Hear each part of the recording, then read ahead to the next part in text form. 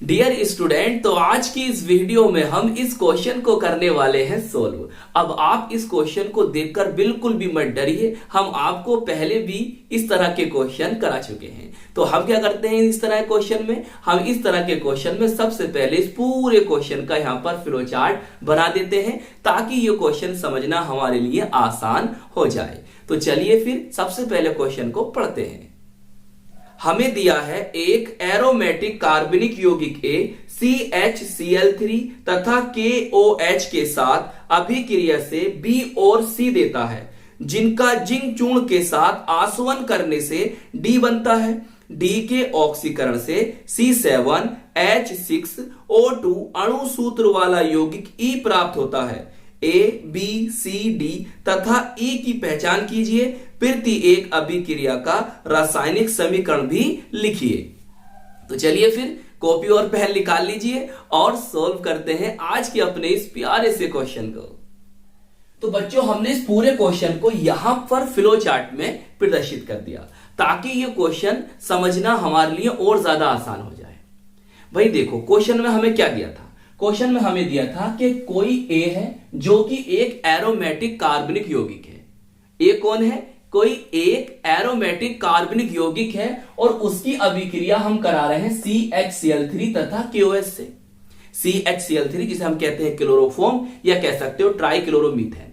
तो जो आपका A है जो कि एक एरोमेटिक कार्बनिक यौगिक है और उसकी अभिक्रिया हम CHCl3 तथा KOH से करते हैं। KOH बोले तो पोटेशियम हाइड्रोक्साइड से करते हैं, तो हमें B तथा C प्राप्त होता है और जिनका जिंक चूर्ण के साथ आसवन करने से D प्राप्त होता है और D का ऑक्सीकरण करने से E प्राप्त होता है और जो E प्राप्त हुआ है उसका अणु सूत्र है C7H6O2। तो हमें A, B, C, D तथा E को पहचानना है और रासायनिक समीकरण को देना है। तो अब बताइए, जो क्वेश्चन अभी आपने पढ़ा था वो समझ में आया नहीं आया? चलिए अब हम इसे करते हैं आगे सोल्व। बहुत ध्यान से समझना बच्चों। देखो, जो आप ऊपर कंडीशन देख रहे हो ये हमने एक नेम रिएक्शन में पढ़ी थी। कौन सी नेम रिएक्शन थी सर? इसे हम कहते हैं राइमर टीमन अभिक्रिया। क्या कहते हैं? राइमर टीमन अभिक्रिया। देखिए बहुत ध्यान से समझो बच्चों। देखो, जो आपका A है वो एक एरोमेटिक यौगिक है, एरोमेटिक कार्बनिक यौगिक है, एरोमेटिक ऑर्गेनिक कंपाउंड है, सही है। और हमने ये पढ़ी है नेम रिएक्शन कौन सी? राइमर टीमन अभिक्रिया। मैंने आपको बताया उसमें हम लेते हैं बच्चों ये कंपाउंड बेंजीन, उसके ऊपर OH लगा दो, इसे हम कहते हैं फिनोल। क्या कहते हैं? फिनोल। सही। किस तरह से आपको इनके नाम लिखने हैं वो मैं आपको बता दूंगा, उसकी टेंशन मत लो। रिएक्शन समझो अभी आप। तो ये हमारा A है, सही। और यहां पर क्रिया करा रहे हैं हम किससे? CHCl3 और पोटेशियम हाइड्रोक्साइड से, सही है। पोटेशियम, सोडियम हाइड्रोक्साइड भी मिल सकता है आपको।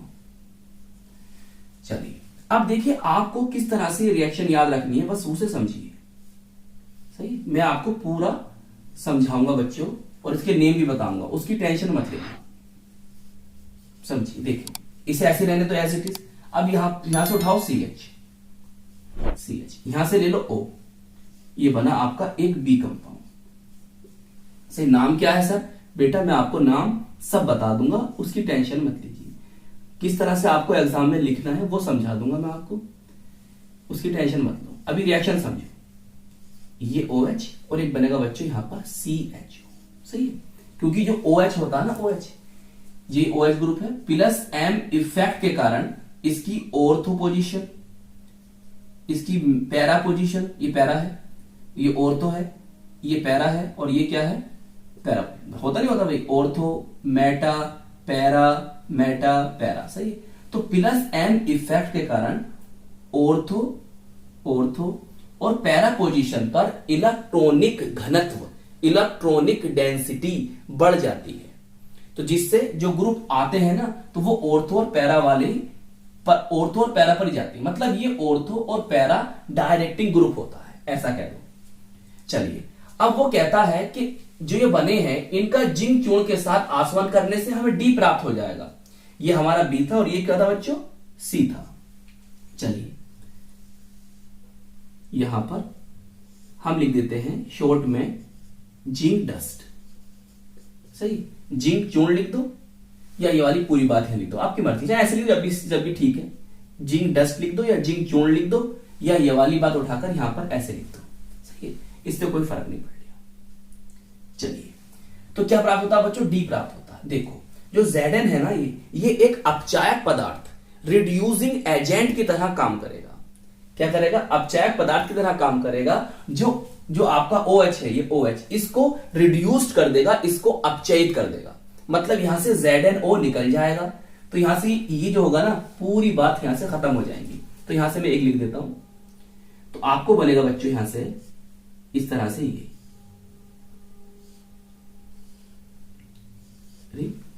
और ये बना CH। सही, OH यहां से रिड्यूस्ड हो गया, अपचयित हो गया, खत्म हो गया। और ये कौन है बच्चों? आपका D है। मैं यहां दिखा दूं, ये D है। इनका नेम क्या है वो मैं आपको बताऊंगा। उसके बाद आपको क्या करना है? सर हमें इसका करना है ऑक्सीकरण।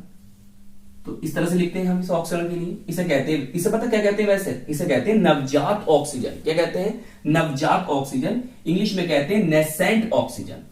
तो बच्चों अब हम जानते हैं ये हमारा कौन है? एक एल्डिहाइड है। और एल्डिहाइड का जब हम ऑक्सीकरण करते हैं तो क्या प्राप्त होता है? सर कार्बोक्सिलिक एसिड प्राप्त होता है, कार्बोक्सिलिक अम्ल प्राप्त होता है। तो हमें बच्चों यहां पर क्या प्राप्त हो जाएगा? इस तरह से समझते हैं बात को। और ये COOH। सही, ये कार्बोक्सिलिक एसिड हमें यहां से क्या हुआ? प्राप्त हो गया। ये कौन है बच्चों? आपका D था। तो ये कौन है बच्चों? ये हमारा सर E है। अब देखो इसका अणुसूत्र दे रखा है, ये चेक करो, यही है क्या? देखो भाई, ये कितने कार्बन हुए? ये सर 6 कार्बन है, और एक ये है, कितने कार्बन हो गए सर? 7 कार्बन। सही है, 7 हो गए। चलिए अब देखो हाइड्रोजन, भाई यहां कितने हाइड्रोजन है? यहां 5 हाइड्रोजन है, और एक ये, कितने हाइड्रोजन हो गए? 6 हाइड्रोजन। बताओ, इतनी बात समझ में आ रही है? 7 कार्बन, 6 हाइड्रोजन, और कितने ऑक्सीजन है? 2 ऑक्सीजन है। तो बताओ इसका ये अणुसूत्र यही है? जी सर यही है। तो इस तरह से बच्चों आपकी रिएक्शन तो हो गई कंप्लीट। अब मैं आपको A, B, C, D तथा E के नाम और बता देता हूं। बच्चों जैसे मैंने ये लिखा है, अगर ये क्वेश्चन आपके एग्जाम में आता है तो आपको भी ऐसे ही लिखना है। सही है, इस तरह से ये लिख दोगे, फिर इसे यहां पर इसकी ये रिएक्शन दे दोगे, उसके बाद यहां पर इनके नेम दे दोगे। सही, चलिए अब इसके नेम समझ लेते हैं। देखो भाई, ये जो A है आपका, इसे हम फिनोल कहते हैं। क्या कहते हैं? फिनोल कहते हैं। कुछ इनके अदर नेम भी हैं, चाहो तो वो भी यहां पर नोट कर सकते हो। हम इसे हाइड्रोक्सी बेंजीन भी कह सकते हैं, हम इसे बेंजेनॉल भी कह सकते हैं, हम इसे कार्बोलिक एसिड के नेम से भी जानते हैं। देखिए अब यहां पर जो आपका B और C बना था, अच्छा एक बात तो बताऊं आपको, जो B वाला प्रोडक्ट है ना, जो B वाला उत्पाद है, ये मेन प्रोडक्ट होता है, क्योंकि ये अधिक मात्रा में बनता है। ये मेजर प्रोडक्ट होता है।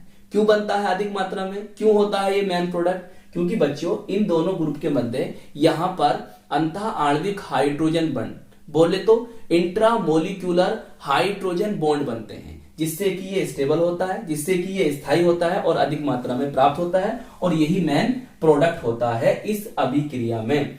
समझ गए? ये मैंने आपको बताया भी था जब मैंने आपको ये नेम रिएक्शन पढ़ाई थी। तो देखो इन दोनों के नाम समझो। देखो भाई, इसकी प्रायोरिटी इससे ज्यादा होती है, तो ये रिंग किसकी कहलाएगी? बेंजेल्डिहाइड की। किसी कहलाएगी? बेंजेल्डिहाइड की। इसके रेस्पेक्ट में ये क्या है? ऑर्थो पोजीशन पर, तो हम इसे कह देंगे ऑर्थो, चाहे ओ लिख दो चाहे पूरा लिख दो ortho. Ortho hydroxy benzaldehyde, ortho hydroxy benzaldehyde. सही बच्चों, चाहे आप हिंदी में लिख दो चाहे आप इंग्लिश में लिख दो, इससे कोई फर्क नहीं पड़ रहा। सही है, तो इसका नेम क्या हो गया? Ortho hydroxy benzaldehyde. या अगर हम नंबरिंग कर लें तो 1 और 2, तो 2 पर है ये, तो हम कह देंगे सर 2 हाइड्रोक्सी बेंजेल्डिहाइड, या हम इसे कहते हैं सैलिसल्डिहाइड। सही, तो इसके तीन नेम है जो मैंने आपको बताया। सही, फर्स्ट ये है और सेकंड ये है और थर्ड ये वाला है। सही, चाहे 1 2 करके लिख लो उनके नेम, चाहे डॉट बना के लिख लो, वो आप खुद कर सकते हो। चलिए बच्चों सी है। अब देखो इसके रेस्पेक्ट में ये कहा पैरा पर, तो पैरा हाइड्रोक्सी बेंजेल्डिहाइड हो जाएगा। नंबरिंग करोगे 1 2 3 4, तो नेम हो जाएगा 4 हाइड्रोक्सी बेंजेल्डिहाइड। सही, अब देखिए आपका बी भी हो गया, सी भी हो गया, अब बचा डी। तो डी होता है बच्चों बेंजल्डिहाइड। क्या होता है? बेंजल्डिहाइड। कुछ इसके अदर नेम भी हैं, अगर वो चाहो तो वो भी लिख सकते हो। इसे हम बेंजीन कार्बेल्डिहाइड भी कहते हैं। हम इसे ऑयल ऑफ बीटर आमंड्स, कड़वे बादामों का तेल के नाम से भी जानते हैं। सही। और बच्चा आपका ई। अब जो ई होता है बच्चों, इसे हम कहते हैं बेंजोइक एसिड। क्या कहते हैं? Benzoic acid. या देखो इसके कुछ अदर नेम भी हैं, हम इसे कह सकते हैं benzene carboxylic acid, benzene carboxylic acid, या हम इसे कह सकते हैं कार्बोक्सी बेंजीन भी। सही। तो ई कौन है आपका? बेंजोइक एसिड है। तो इस तरह से आपको लिखना है, चाहे हिंदी में लिख लो चाहे अंग्रेजी में, आपकी मर्जी है। चलिए नोट कर लो बच्चों ये। अच्छा, यहाँ पर जो करना है आपको ऑक्सीकरण, तो ऑक्सीकरण करने के लिए आपको ऑक्सीकारक पदार्थ चाहिए। तो आप यहाँ पर बच्चों चाहे प्रबल ऑक्सीकारक पदार्थ ले लो, स्ट्रॉन्ग ऑक्सीडाइजिंग एजेंट ले लो, या फिर दुर्बल ऑक्सीकारक पदार्थ ले लो, वीक ऑक्सीडाइजिंग एजेंट ले लो। तो क्या बन जाएगा आपको? जब भी कार्बोक्सिलिक एसिड, कार्बोक्सिलिक अम्ल ही बनेगा। तो आई होप ये क्वेश्चन आपको अच्छी तरह से समझ में आ गया होगा। अपना ख्याल रखिएगा, खूब मेहनत से पढ़ाई करते रहिएगा। हम मिलेंगे आपको इसकी नेक्स्ट वीडियो में। जय हिंद, जय भारत।